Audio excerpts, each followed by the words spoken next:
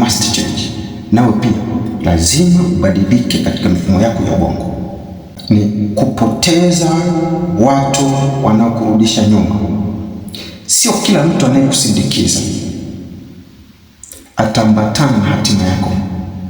Yaani kuna watu wengine kwenye maisha hawako kwa ajili ya hatima yako, wapo kwa ajili ya kukusindikiza kwa muda fulani. Kuna moment itafika, lazima watu wao wataondoka. Usikiendelea kuwang'ang'ania, manake tayari unaweza kupoteza kabisa hatima yako.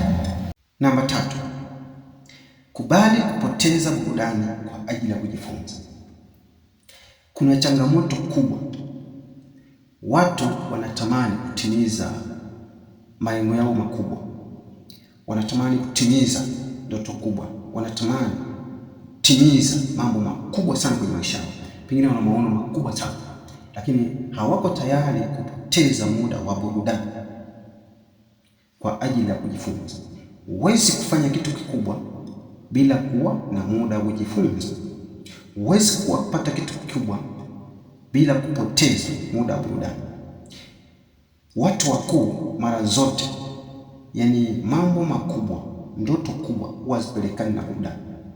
Kuna mambo ambayo unayapenda yanakuburudisha, lazima uyapige chini, lazima uyapoteze kwenye maisha yako ili uweze kupata kitu ambacho unakipambania, kitu ambacho ni kikubwa sana kwenye maisha yako.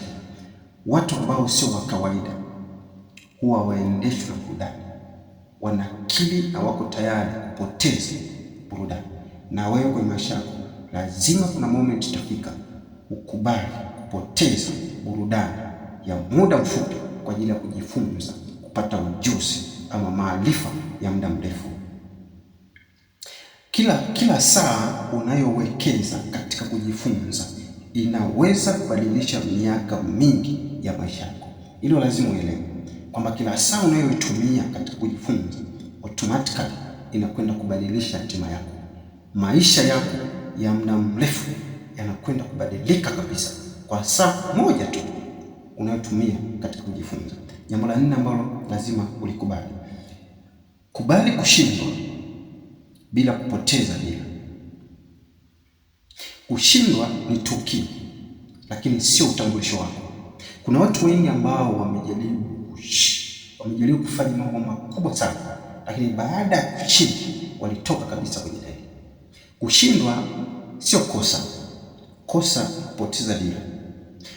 Kila mtu ambaye amefika hatua akaonekana yuko juu, akabeba status, akainuka sana kwenye mafanikio, akapiga hatua ndefu, ni mtu ambaye kuna mahali au kuna moment ilifika alishindwa. Aliposhindwa hakukiri kwamba mimi siwezi. No. Alikubali kushindwa, lakini hakukubali kupoteza dira ya maisha yake.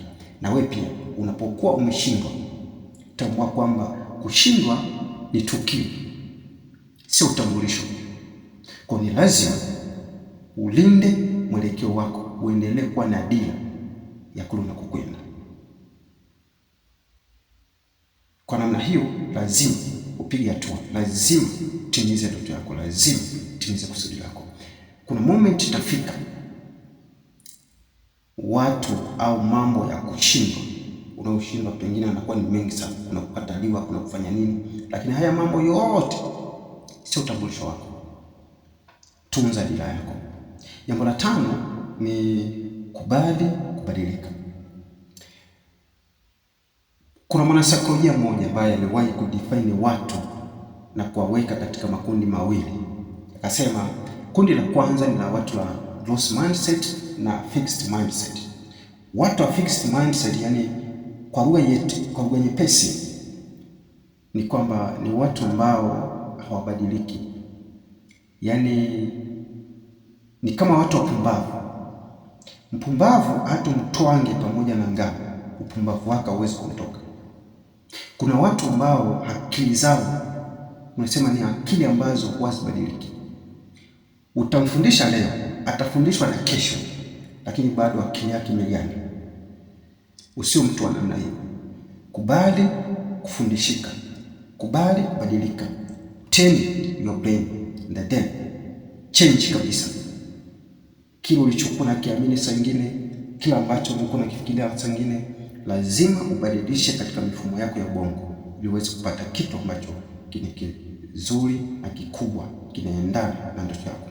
Huwezi kupiga hatua, huwezi kuwa na maisha mapya kwa kuwa na fikra zile zile zinazokukwamisha. Lazima kuna mahali ufike, badilishe fikra. Yaani kuna zile bullshit ambazo zimefunga kwenye ubongo wako, ukubali kuziondoa, kufungua ubongo wako, ukubali kujifunza, alafu then utaona mambo yamefunguka hivi. Watu wote ambao wamepiga hatua kwenye maisha ni watu ambao kuna moment ilifika walikubali kubadilika na ukakiri kabisa, hiki ninachokiamini, hiki ninachokifikiria, no, it must change. Nawe pia lazima ubadilike katika mifumo yako ya ubongo.